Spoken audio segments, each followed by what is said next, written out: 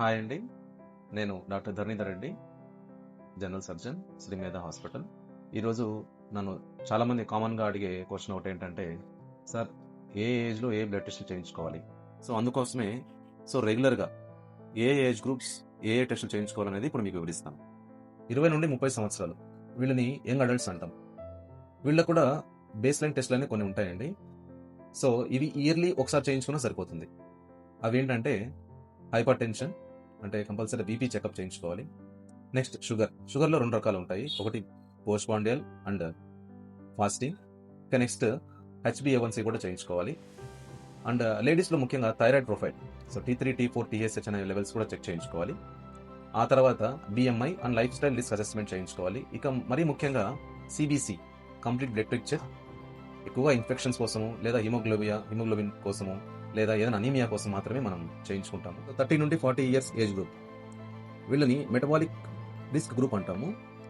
వీళ్ళు సంవత్సరం లేదా 2 సంవత్సరాలు ఒకసారి చేయించుకున్న ఈ టెస్ట్ సరిపోతుంది.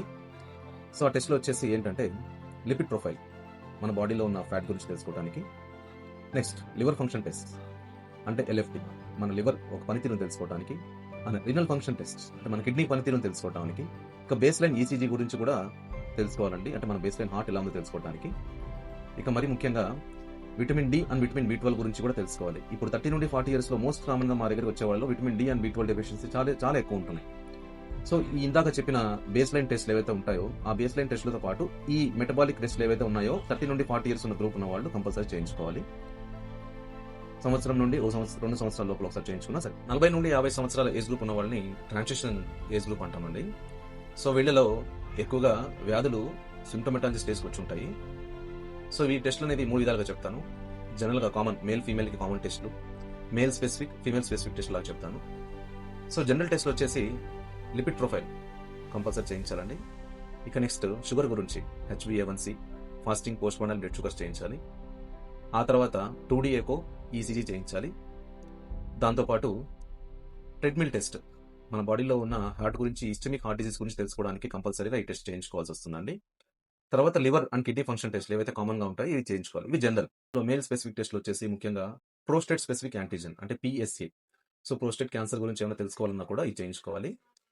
ఇక నెక్స్ట్ వచ్చేసి టెస్టోస్టెరాన్ లెవెల్. ఫీమేల్ స్పెసిఫిక్ టెస్ట్లు వచ్చేసి మ్యామోగ్రఫీ అండి, బ్రెస్ట్ క్యాన్సర్ స్క్రీనింగ్ కోసం. Next Pap smear, cervical cancer screening కోసము. నెక్స్ట్ థైరాయిడ్ ప్రొఫైల్ టెస్ట్లు. ఇక బోన్ మినరల్ డెన్సిటీ, అంటే ఈ ఏజ్ గ్రూప్లో ఆస్టియోపోరోసిస్ అనేది, అంటే ఎముకలు పలచబడ్డం అనేది ఎక్కువ జరుగుతుంది. అందుకోసమే బోన్ మినరల్ డెన్సిటీ అనేది కంపల్సరీగా ఫీమేల్స్ చేయించుకోవాలండి. ఇక 50+ age group, preventive age group అంటామండి. వీళ్ళు కామన్ బ్లడ్ టెస్ట్, అంటే ఈ జనరల్ టెస్టులతో పాటు ముఖ్యంగా షుగర్ సంబంధించింది HbA1c, fasting and post prandial blood sugars చూపించుకోవాలి. లివర్ ఫంక్షన్ టెస్ట్లు, కిడ్నీ ఫంక్షన్ టెస్ట్లు, థైరాయిడ్ ఫంక్షన్ టెస్ట్లు చేయించుకోవాలి. ఇక గుండెకి సంబంధించిన మేల్ అండ్ ఫీమేల్ ఇద్దరు కంపల్సరీగా 2D ఎకో, TMT చేయించుకోవాలండి. ఇక మేల్ స్పెసిఫిక్ వచ్చేసి prostate specific antigen, ultrasound abdomen. ముఖ్యంగా మేల్స్లో కొలనోస్కోపీ కూడా చేయించుకోవాలి. ఏదైనా సరే పెద్ద పేగుకి లేదా చిన్న పేగుకి సంబంధించిన క్యాన్సర్ల గురించి కూడా తెలుసుకోవడానికి పనికొస్తుంది. ఇక ఫీమేల్స్లో మ్యామోగ్రఫీ, బ్రెస్ట్ క్యాన్సర్ కోసము, ప్యాప్స్మియర్, సర్వైకల్ క్యాన్సర్ కోసము. ఇక బోన్ మినరల్ డెన్సిటీ గురించి కూడా, ఆస్టియోపోరోసిస్ ఒక అసెస్మెంట్ కోసము.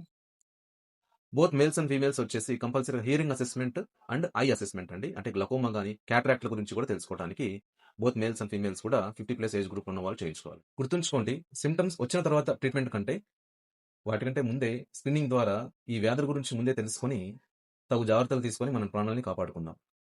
Thank you.